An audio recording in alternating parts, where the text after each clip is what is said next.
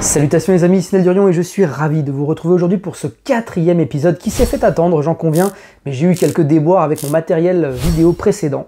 Et bien maintenant, tout est réparé, tout est d'aplomb et on va pouvoir entamer la deuxième phase des règles de Warhammer 40 000 Kill Team, puisque la première, si on devait la définir, eh bien, concernait véritablement toute l'étape de mise en place qui, au-delà d'être difficile, je dirais plutôt qu'elle est surtout très demandeuse en rigueur. C'est-à-dire que si vous faites bien les choses, eh bien vous aurez une belle partie pour l'heure et demie, 2 heures, 2 heures et demie de jeu qui viendront juste après. Donc c'est important de vraiment répéter ce schéma, revenez sur ces premières vidéos, et puis de pouvoir ensuite le pratiquer, et vous verrez que la mise en place se fait très bien. Alors ce qui nous concerne surtout aujourd'hui, c'est davantage vers l'action qu'on va se tourner avec le mouvement. Alors le mouvement revêt plusieurs formes dans Kill Team, puisque vous pouvez à la fois escalader, vous repositionner, sprinter, sauter, battre en retraite, charger votre adversaire.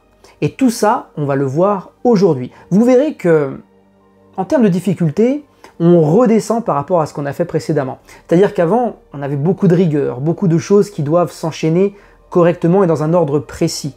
Et bien là, on va simplement aborder l'action de mouvement sous toutes ses formes, armé de mon cher Core Book, livre de base, livre de règles, qui n'est effectivement pas à jour si l'on considère toutes les nouveautés et les équilibrages sortis récemment et un peu moins récemment par Games Workshop. Sachez quand même que pour le mouvement, les choses établies dans le bouquin sont toujours d'actualité. Le mouvement, ça peut être drôle dit comme ça, mais ça n'a pas beaucoup bougé. Il est important de bien connaître vos personnages et savoir lire les fiches techniques. Ça tombe bien puisque l'épisode 2 sur la chaîne eh bien, concernait ces fameuses fiches techniques de nos personnages. Il y a une valeur qu'on va utiliser aujourd'hui, c'est celle du mouvement. Très bien les amis, on se retrouve sur ce petit champ de bataille aménagé pour l'occasion, afin de vous montrer un petit peu toutes les étapes de mouvement, comment ça va se passer, parce qu'il n'y a pas seulement le mouvement classique, vous le verrez, il y a plusieurs autres actions, telles que l'escalade, le saut et bien d'autres. Mais avant toute chose, comme ça fait un petit bout de temps qu'on ne s'est pas vu, je me suis dit qu'un petit refresh sur la timeline d'une partie de Kill Team serait peut-être pas du luxe. Alors comment se déroule une partie de Kill Team? Eh bien si vous vous souvenez bien, il y a 4 tournants. Ce que j'appelais parfois des manches, pour pouvoir vous expliquer ça plus simplement. À partir de maintenant, vous oubliez, vous bannissez ce mot, puisque c'est tournant, le mot officiel, donc il faut s'y conformer.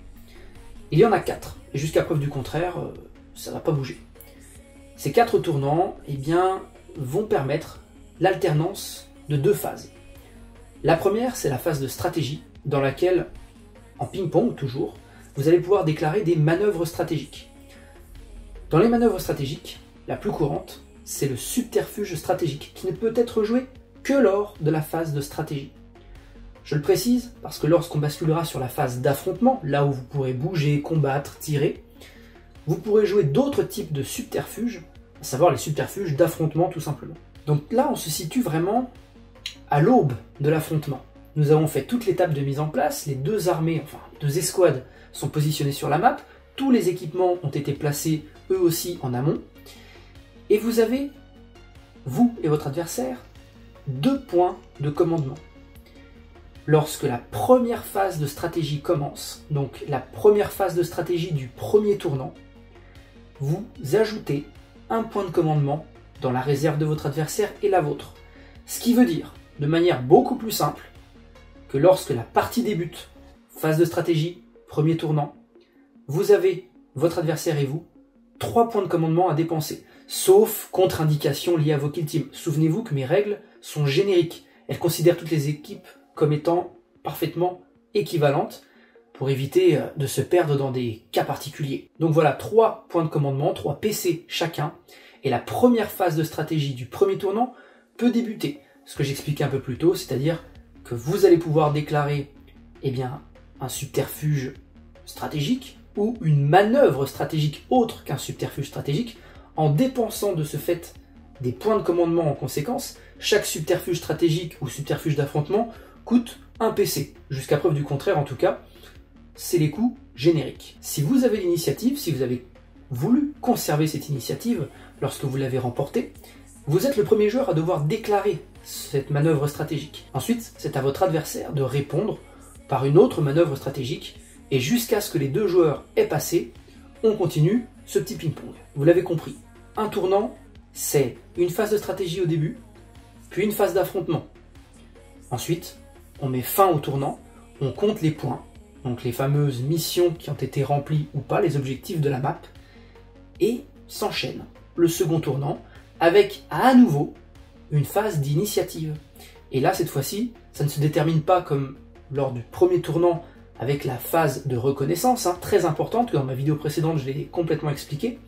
Cette fois-ci, c'est simplement un tir au dé, tout bête, qui va vous permettre de remporter l'initiative ou bien de la concéder. En cas d'égalité, c'est le joueur qui a perdu la phase d'initiative précédente qui obtient l'initiative. Je rappelle une fois pour toutes que lorsque vous remportez l'initiative, vous pouvez décider de la conserver ou de la concéder à l'adversaire. Ça, c'est très important parce que parfois, avoir une posture plus attentiste, ça peut être un élément de stratégie important. Bien les amis, je pense qu'on a fait le tour sur l'organisation et le déroulement de la partie. Et bien maintenant, on plonge directement dans la phase d'affrontement pour pouvoir voir cette fameuse action de mouvement.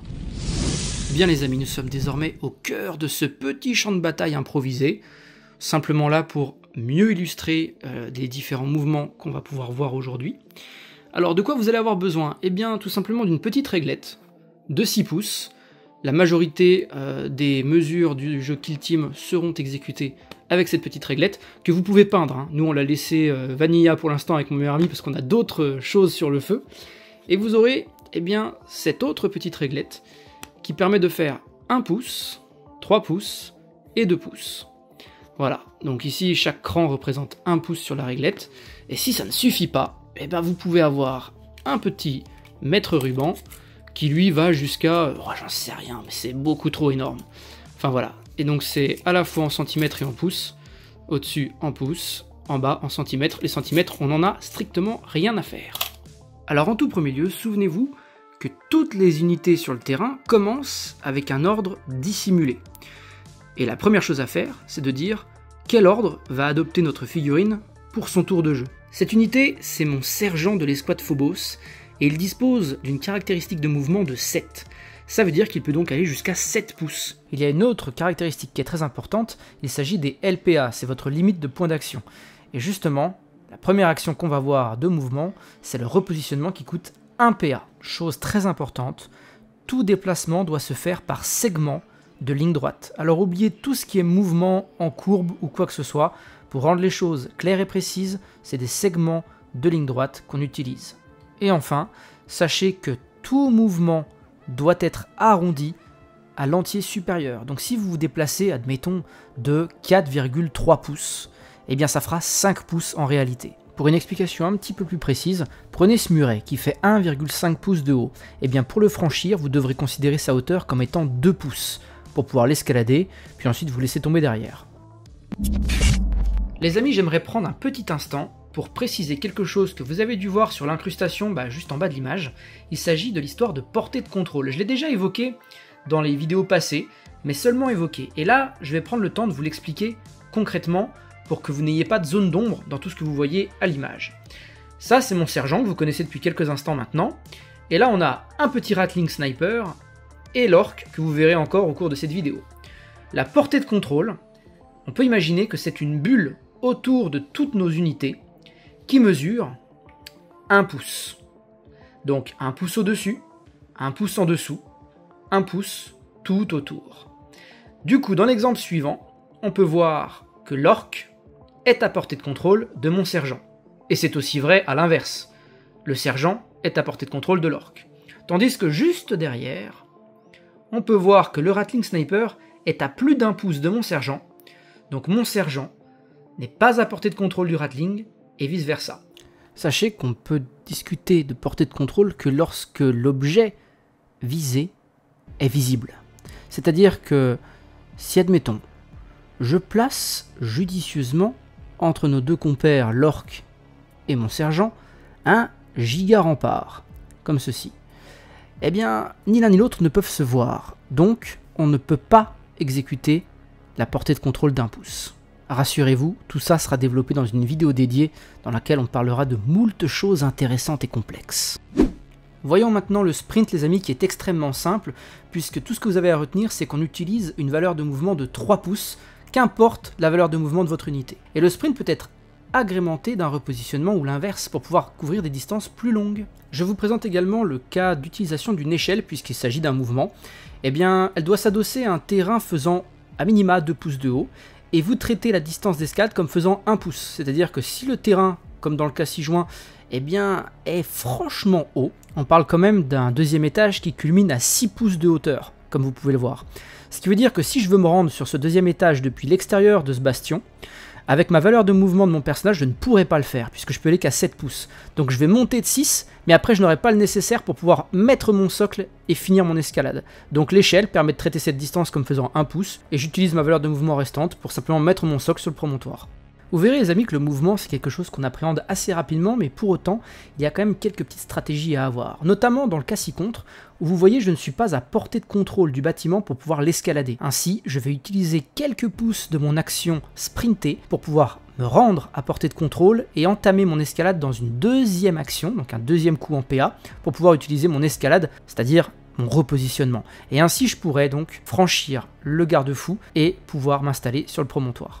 Prenons une petite pause les amis pour que je vous présente un petit peu les tokens qui sont liés au déplacement.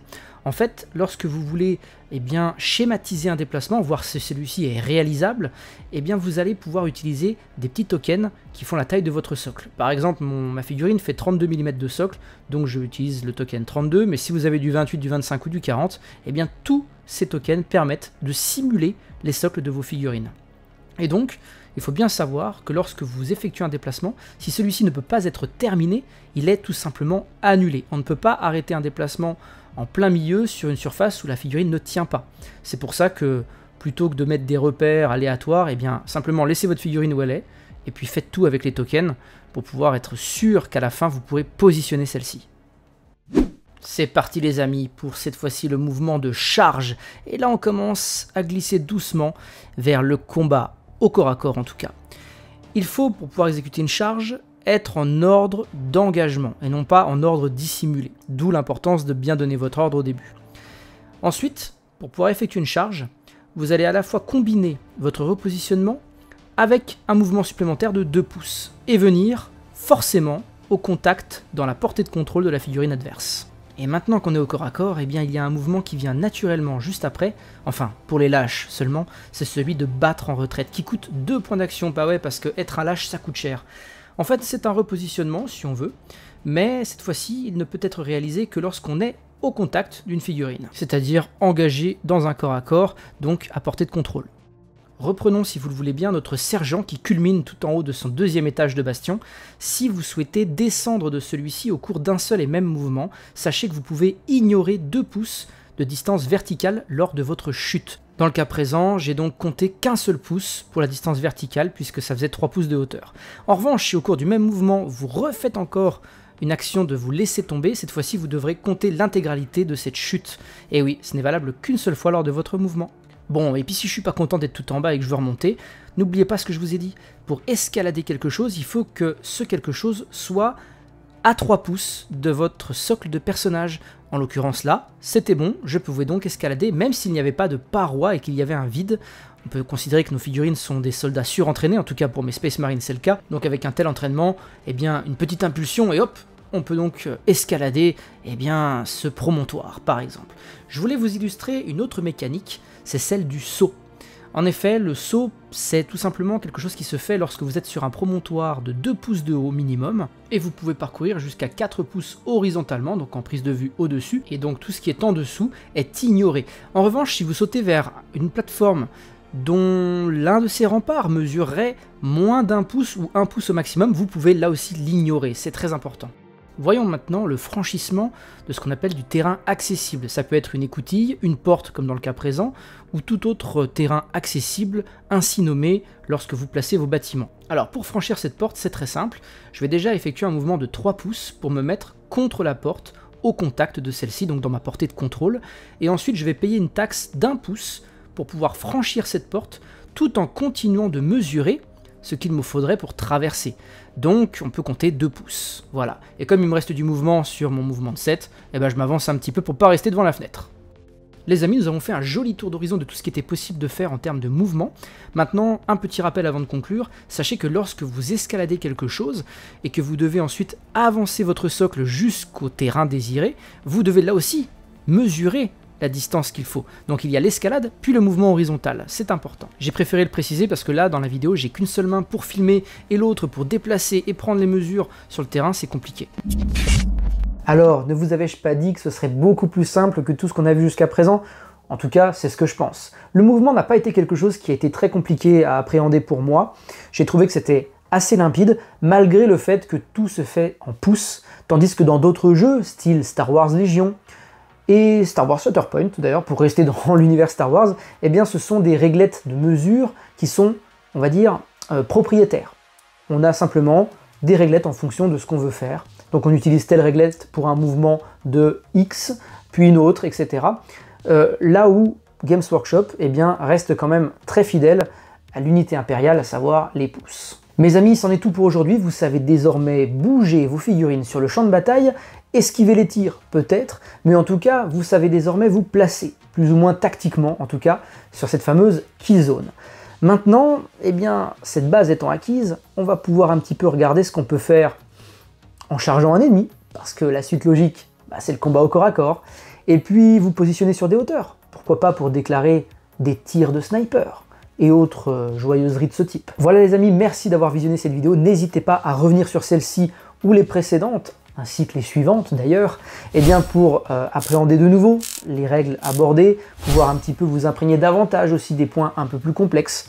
Ce sera surtout vrai sur la vidéo du tir, hein. Ça fait longtemps que je vous le dis, mais accrochez-vous pour celle-ci, parce que si vous la maîtrisez, vous saurez tout. Parce que le tir, c'est quand même ce qu'on recherche le plus dans Kill Team. C'est le 41e millénaire, bordel, on arrête un peu de se mettre des bourre-pifs au profit d'armes extrêmement badass. Mais vous verrez quand même que Kill Team propose des escouades extrêmement tournées au corps à corps. Coucou, la griffe Némésis de mon meilleur ami qui me donne toujours autant de fil à retordre au corps à corps. Merci à tous, ciao.